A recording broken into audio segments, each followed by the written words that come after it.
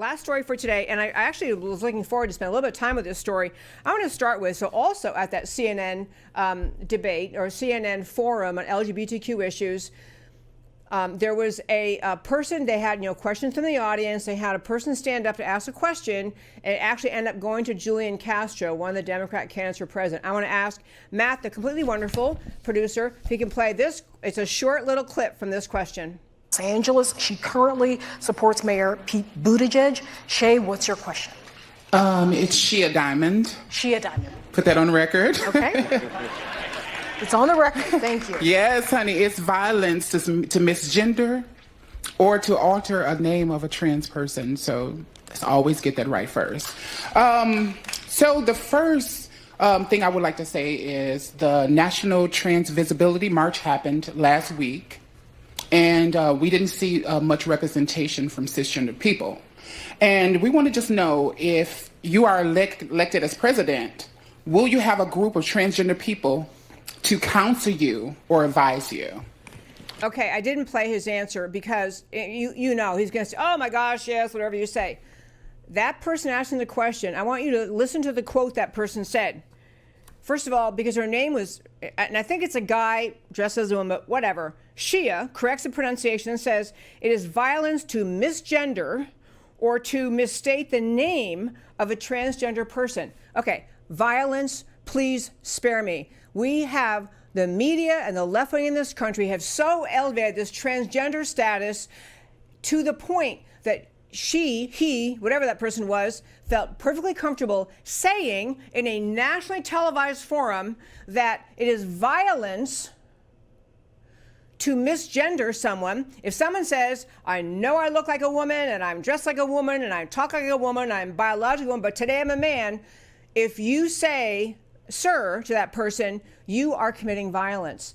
The absurdity of that is almost unspeakable. So one level, just flat out absurdity. And I'm going to tell you, every Democrat candidate is going to give the same answer, more or less, that Julian Castro gave. So, oh my, yes, I'll be bending over backwards, whatever you tell me to do, I'll listen to you. And she also, that questioner, was complaining about cisgender people not showing up at the transgender national parade, which I didn't even know there was one. But the idea of cisgender, all she means is men and women. That's what cisgender is. A woman who's biologically, humanly a woman and acts like a woman who's a woman. That's what it is. That's a woman.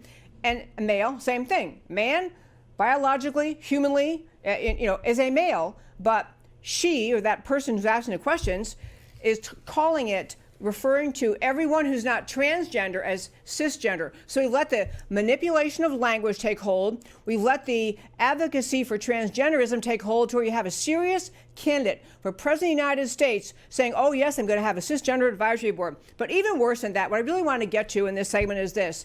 All of this honoring of the confusion around transgenderism actually hurts children. I'm going to share two stories with you, because I want you to understand, to be clear where I stand on it, if you're an adult and you're not asking the taxpayers to pay for it, and you want to change your gender, it's legal in this country. You can engage in the surgery, you can engage in the treatments needed before surgery. You can change your gender. It's legal. No one's going to stop you. No one's going to punish you.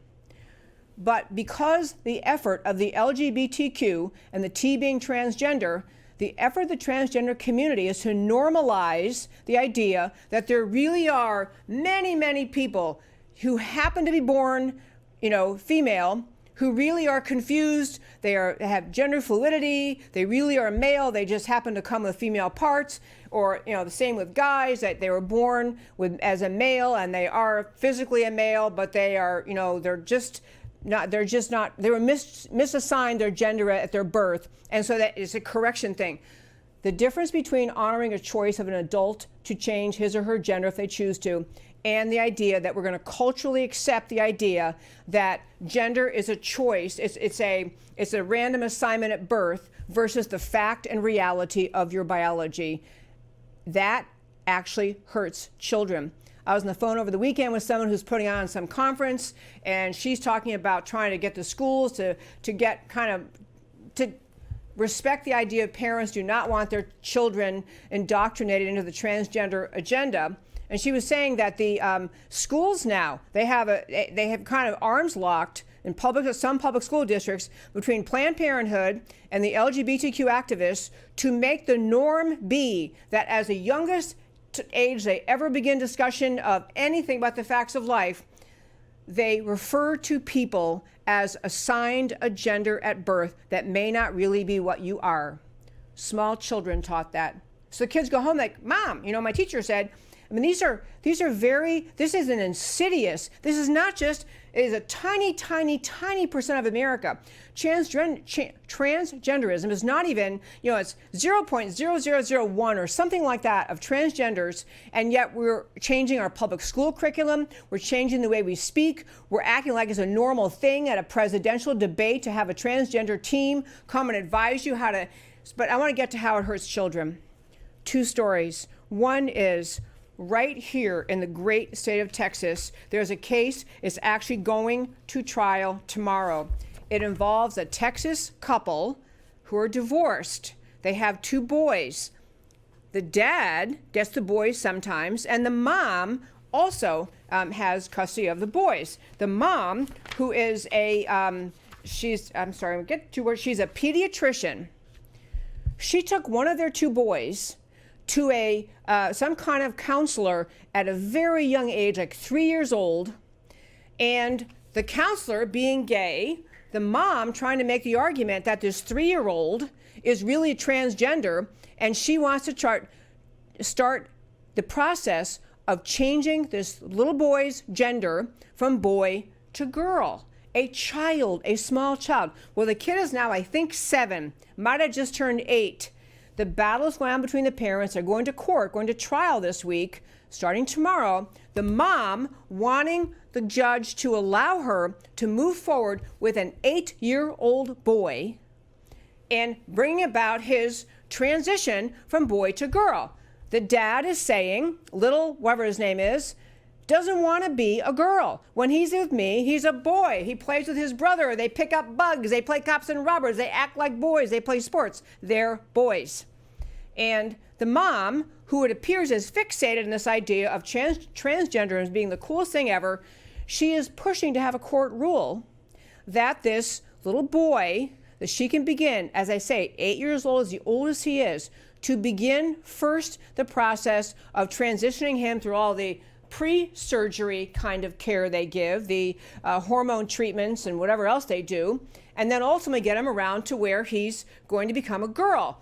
The kid, according to the dad, tells the dad, I want to be a boy. Even when the dad takes him to counseling and says, okay, you talk to him yourself. When the mom's not around, little boy says, I'm a boy. The mom has gotten the course to the point where she got an order in this case to stop telling, or to the husband, that he had to stop using male pronouns in talking to his own son. I'm just telling you, this is the danger of transgenderism. Whole other thing if you're an adult. I don't think I'm not in favor of it, but as an adult, it's a free country.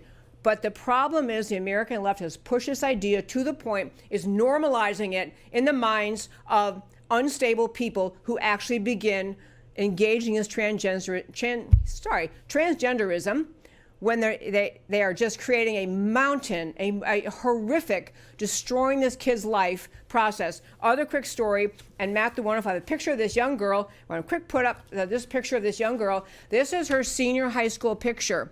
Very pretty, beautiful young girl. She actually wrote a piece in the Daily Signal, I think it was. It's up on my website, and it's called, and her piece was called, I spent a year as a trans man.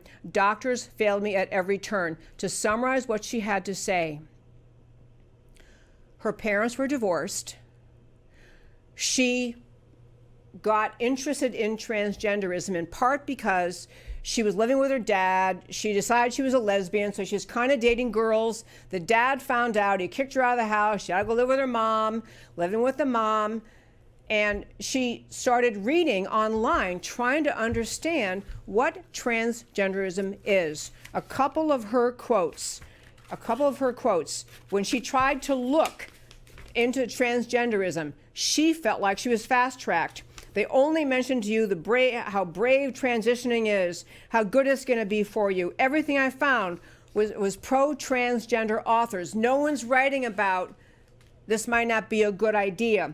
She went to doctors. None of the doctors would say to her, this is not a really good idea. Take your time. She had one counselor met with her like for 5 times, a therapist, and she agreed this young girl decided to transition to a guy because she's uncomfortable with her lesbian dating thing. So she had 5 sessions with somebody who gave her authority to begin the hormone treatment. She basically goes to the hormone center on her 19th birthday. The doctor just hands her drugs. Yeah, get out of here. Here's a prescription. Go home and take care of it yourself. She talked about all of these different times along the way. Professionals she talked to, doctors, counselors, talking to her, saying, just everyone encouraging her, no one questioning her, no one saying, are you really sure? You seem like you're just a little bit unhappy. No one. She spent a year as a guy. The only way, and fortunately she had no body-altering surgery. Major hormones, major changes in her body, but she had no surgery. She got to the point after a year into this of talking to her grandfather, who was her beloved family member, who said to her, honey, please stop. Please stop doing this. They had a great conversation and she bailed out of it. It has destroyed her life is too strong a word. She is not that beautiful young girl you saw in the picture. She has developed masculine qualities. She's gained weight. She has all sorts of horrific things have happened to her because no one had the courage in all the medical professions to say, not a good idea, honey. So with that, I would say, to wrap up that story, there is simply no reason for people to not speak up, or put the other way, it's important for people to speak up, to recognize this liberal transgenderism agenda hurts children. Just think of the boy going to court this week with his parents.